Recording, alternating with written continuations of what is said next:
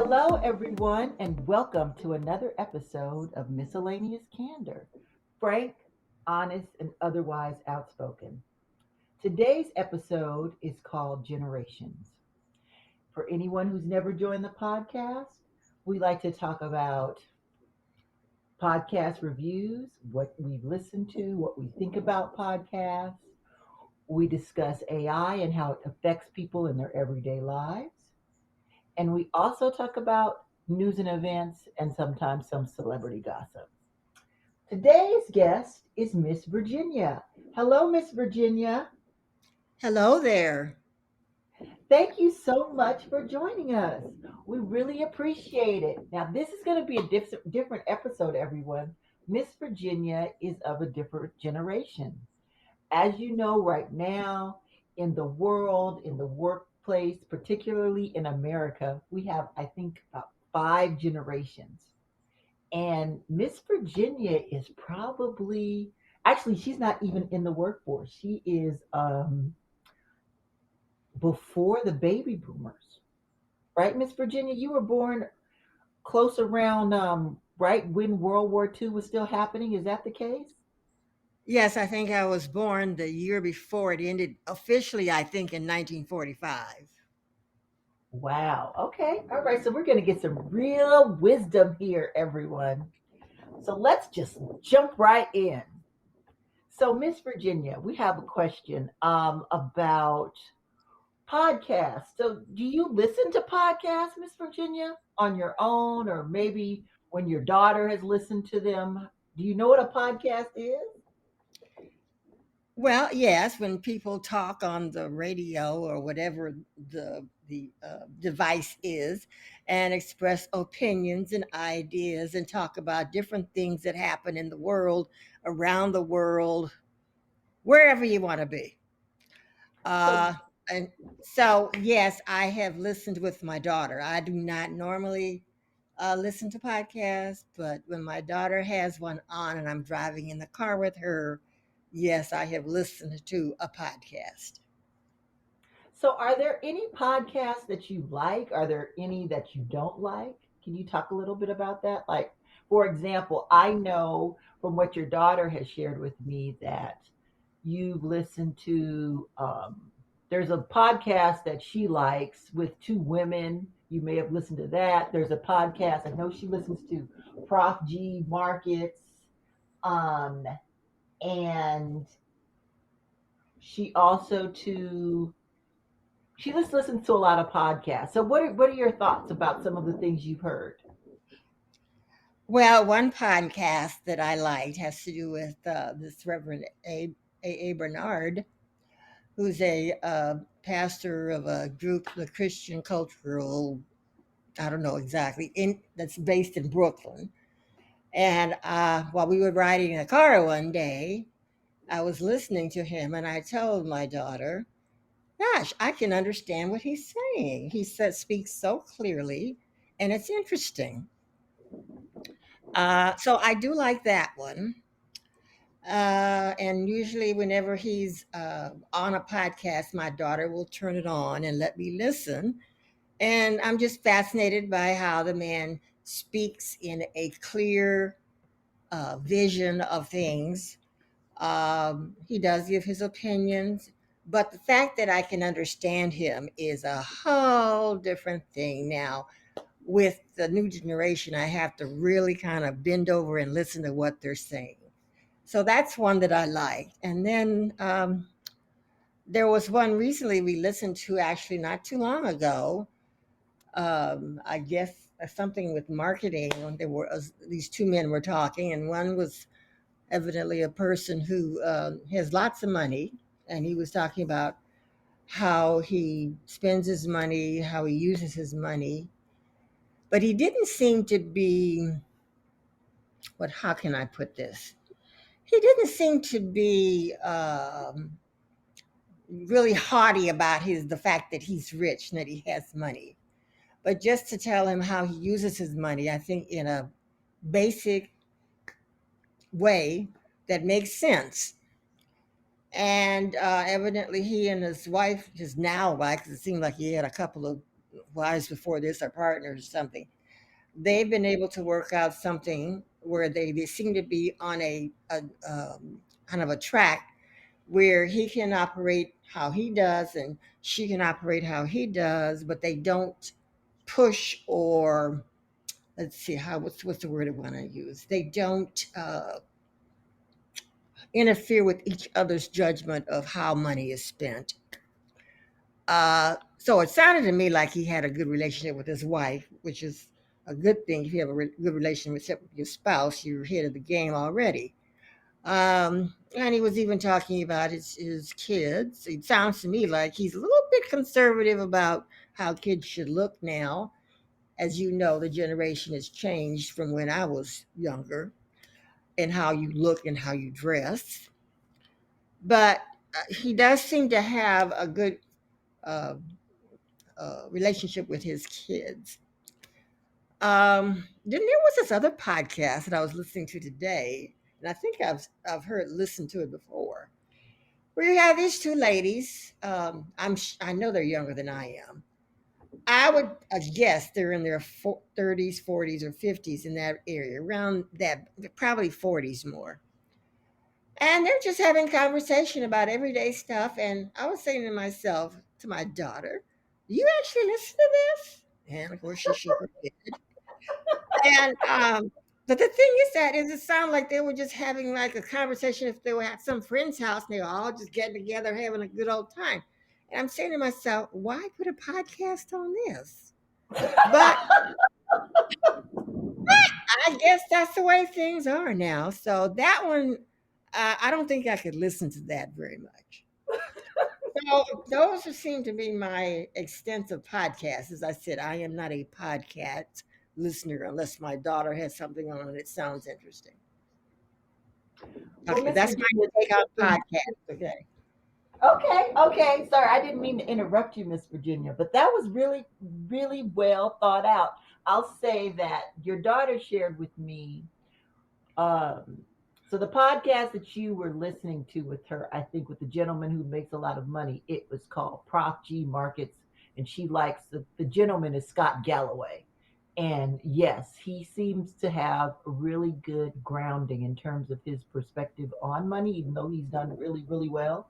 But it was interesting to hear you talk about how you felt in your generation and your lens, how you felt about how he was sharing about his family and what you thought was good and where you thought he was actually making strides with his kids and what he was teaching them. So thank you for sharing that. Now, the other podcast with the two ladies, I think you're talking about Reasonably Shady. That's the name of that podcast your daughter shared with me.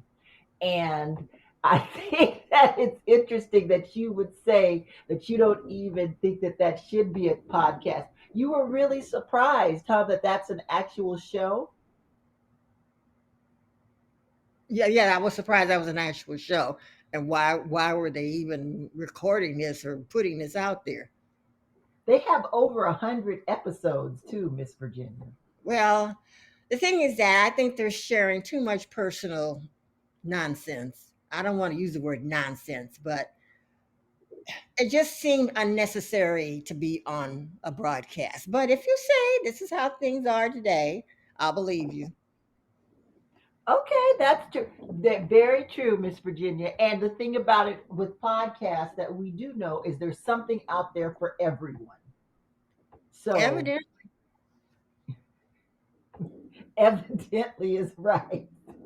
So let's go to our next topic, Miss Virginia. Now, this is really something that I think that you probably have some pretty good insight on because you've seen so much. If you were born when World War II hadn't ended, you've seen a lot, and a lot has changed. So, what do you think of technology and AI? Okay, well, technology. There are goods and bads that I like about it. The bads, I'll start off with that, is that I haven't learned all the ins and outs. I can understand basic and do basic things such as send email. I can type out memos and information.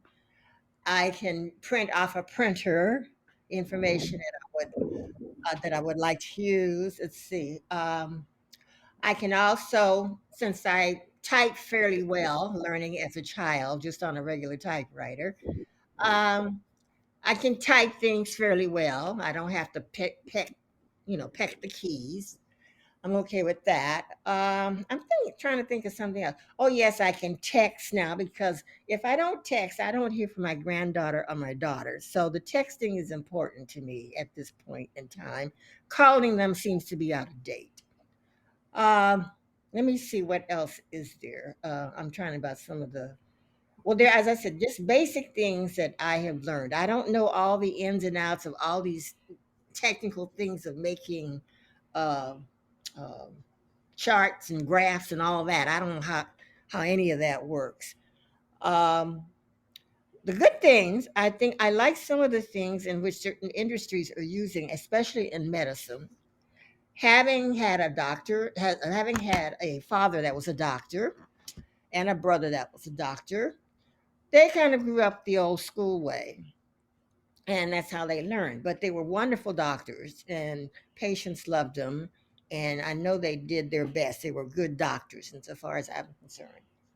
And also, I liked some of the equipment that is being built, or I guess that's the technology that's being used to help with certain illnesses and certain operational things that doctors might use that maybe their hands could not do as well.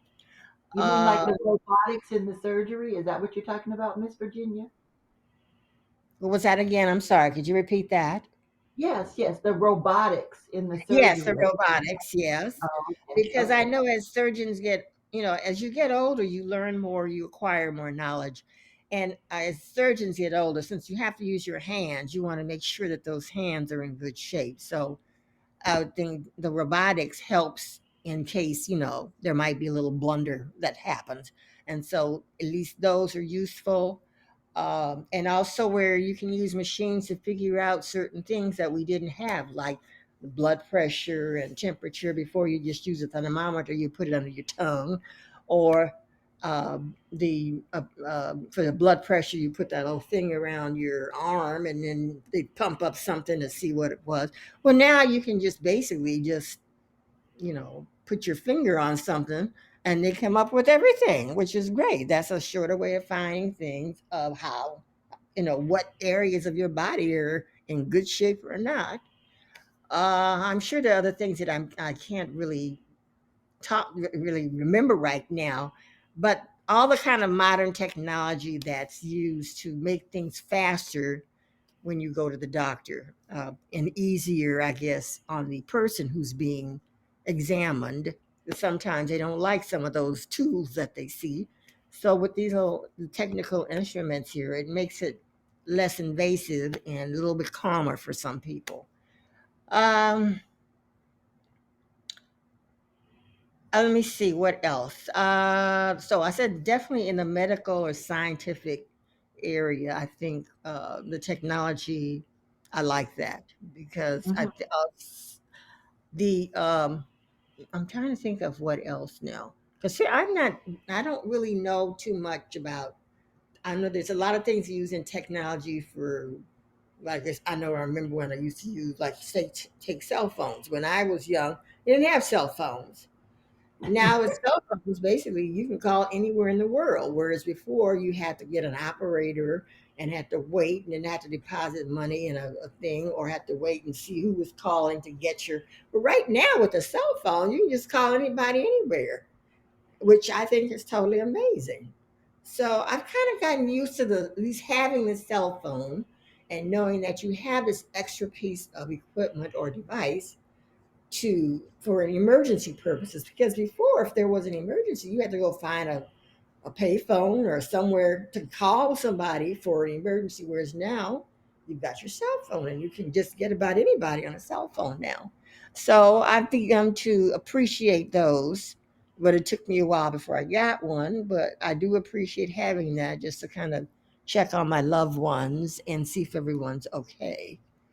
um don't know what with some of the technology, sometimes there's too many buttons and things to press. So, and I get all confused sometimes and I press the wrong button. At my age, I do have a tendency to press wrong buttons. And now I get all conflicted, confused, and upset that I've done something wrong. And uh, anyway, so, but I guess that's part of my age too, because since I'm getting older here, my mental faculties aren't as positive and as quick to react as they were when I was, say, 30 years younger. But overall, you did give some positive things about technology, Miss Yes, there Virginia. are Now, some positive things about I technology. It's know just some things, though, you don't like about technology. Talk about AI. What do you think about artificial intelligence, Miss Virginia? now, does this include when you call and get customer service and you get a robot on the phone rather than a person? Is Yes, that part of it? yes, it can Okay. be. I Yes. hate that. I don't not I'm sorry. I grew up where you talk to a person, a living human being with flesh and blood running, with blood and juices running through their bodies and had a heart and all this. Uh, so these robots, I kind of they don't kind of answer my questions if I'm talking to a regular person and I can ask them personal questions. Because if you give them an answer that is not recorded on their little whatever their buttons are in their capacity there, Your they script. said, I didn't quite understand that. Could you please repeat that? Well, at least with a person would know what I'm talking about. So I don't like too much when you have robots answering the phone and giving you information. I would much prefer speak to a living human being. Is that the main one that bothers you, Miss Virginia, with the AI stuff? I'm trying to think what else would be AI. Well, AI is in everything. Sometimes when you are looking on your phone and you might say something, and then there's an ad that pops up that's similar to something that you might say, or you start seeing things that are similar if you read an article and then suddenly you start seeing articles that are very similar subjects of the articles that you've read. That's artificial intelligence. It's using the data that you're looking at and then giving you some of the same information through what they call the algorithm. Like, does that bother you that the device is tracking what you're doing? I don't exactly like it. Oh, Um, okay. How about the threats? I know your daughter's really good about informing you about not yes, picking up the phone and yeah, answering emails. yeah, she What do has. you think I about have all of learned. Yeah, I have learned already on the cell phone. If there is a number that I do not recognize, or it's from some place in the world that is unrecognizable to me, I delete it. I don't even answer the phone. Same thing with my house phone. If there's some number that flashes up on my TV, of course, I like the idea that I can have the flash up. There's that artificial intelligence too, where they flash up who's calling you. I don't uh, know, like no, caller it's ID. not. That's just the function of the phone. Oh, okay. Well, anyway, I'm glad I have that to tell me who's calling, or I can just look on the phone who's calling. And I said, I do not have a lot of people that I have in my phone directory, and I don't have a lot of people that I know that personally. So if I see some place from a place of places that I never knew existed in the country at all, and I just don't answer it, and then I delete it. Okay, that's good, Miss Virginia. That's good that you know that and that you're just not randomly picking up numbers or answering emails or texts that come through your phone. No, I've learned about that. Somebody I don't know, I don't even. I just close that down. So let's move on to the last part of our conversation today, which is just like news and events. Is there anything of late that has come up in the news that you've read that you found interesting, or I should say that you've seen on your phone? I say read because I know you still like to read newspapers.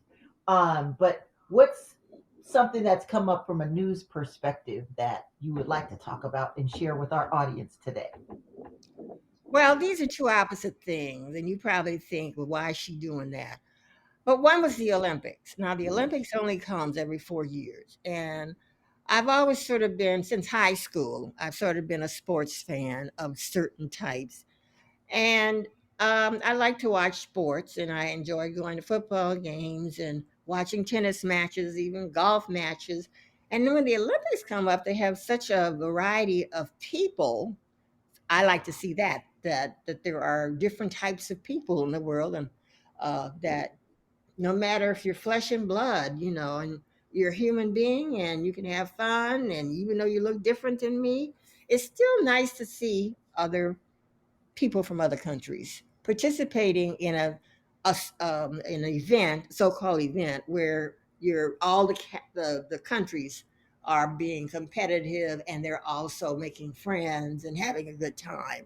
That's mostly what I see, and so that I enjoy doing that, watching that, and I sort of like to watch some of the events personally, like gymnastics, because I like to see the artistic characteristics of some of the things that the gymnasts do, both men and women, and how much hard work it takes just to get to that point. Swimming, I never did swim that well, but I admire those who swim and are able to do that particular sport, because I know it could come in handy at any time. I enjoy even watching diving, because it really is. When you look at the divers, you have to be physically fit to even just do some of the things that they do, and I just find that amazing.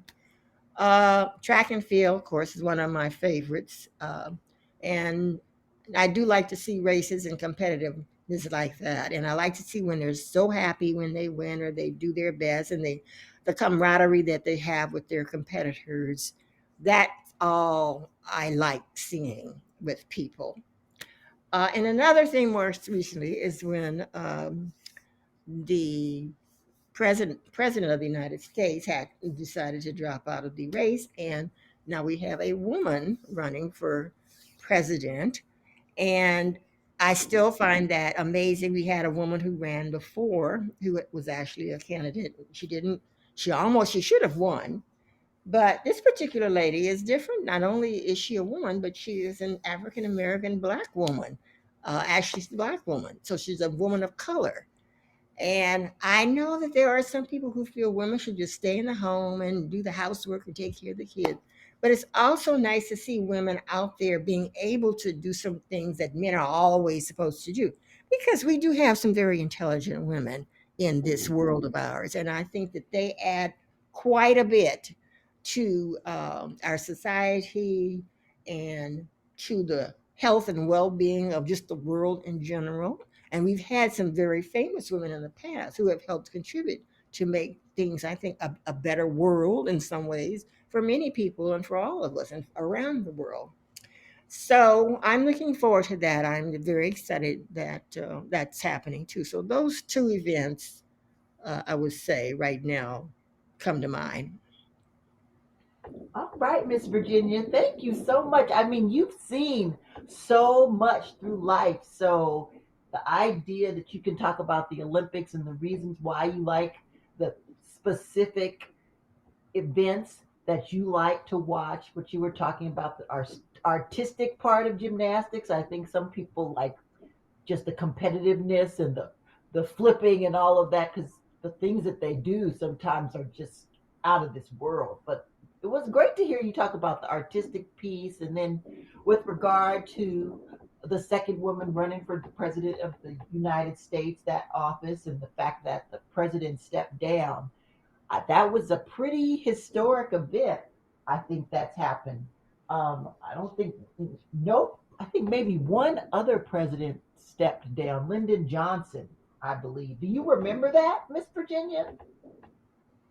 Oh, wait, I do remember Lyndon Johnson. Now, what did you say about Lyndon Johnson? Didn't he step down as president and Well, let he somebody said that, in? well, of course, he took over at a very kind of sad event that happened in the world when John F. Kennedy was assassinated. Uh, and then he finished out his term, and then he ran again and won by a big majority. But then he decided he would not run again, and I think basically it was because of health reasons, because Mhm. he did have some problems with his heart, and eventually he did die of a heart attack or heart condition. So yes, he had decided he was not going to run again after he had done a complete full term after Kennedy was assassinated. Oh, okay. And oh, one more question since we're talking about these elections. Isn't it true that your father was a Republican, Miss Virginia? Yes, my father had registered as a Republican because my father and both my mother were born in the South. And at the time when they were coming up as adults, they did not have the advantages that uh, African Americans, Black Americans, people of color have now. And I was told that basically they couldn't even vote in elections, and they would have to pay some type of a poll tax and take some kind of exam that nobody else had to take, mainly based on the color of their skin. So they grew up in segregation, where they were basically separated from the white community, whatever. But I never saw it as that so much because my family was very. I had a very happy family life, but I think I'm one of the fortunate ones. And many of my friends that I knew that I grew up with had very happy family lives. But because of the times where we lived in, the people who ran the states and whatever were Democrats. But the Democrats at that time were what we call Democrats that we didn't just not agree with. And so when my father moved to California, he decided he was just going to change his, I guess, his party to Republican because he grew up in a democratic, supposedly democratic atmosphere where he did not feel that he was treated as a democratic citizen. So yes, he had turned Republican. But now, when he turned Republican, there were some very uh, what did I say?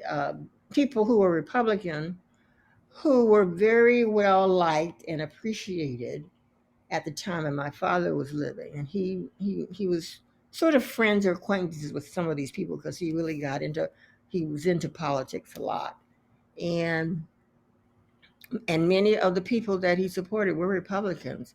However, something happened along the way, and the Republican Party, as we knew it then, sort of changed and shifted in certain ways, so that now um, um, he probably, if he lived, because he's been gone a long time. If he lived, he may have changed that. He may have changed his status, whether he was Democrat or Republican. But it was Okay. because of the way when he grew up in the society that he grew up in that he decided to change. Okay. Okay, Miss Virginia. So, Miss Virginia, thank you so much for your time today. I wonder, do you have any last words or advice that you want to give to the younger generations before we say goodbye for today? What can I say to the younger generation? Hmm. Okay, be more observant. Pay attention to the things that are going around and that are around you, in front of you, back, forward, whatever.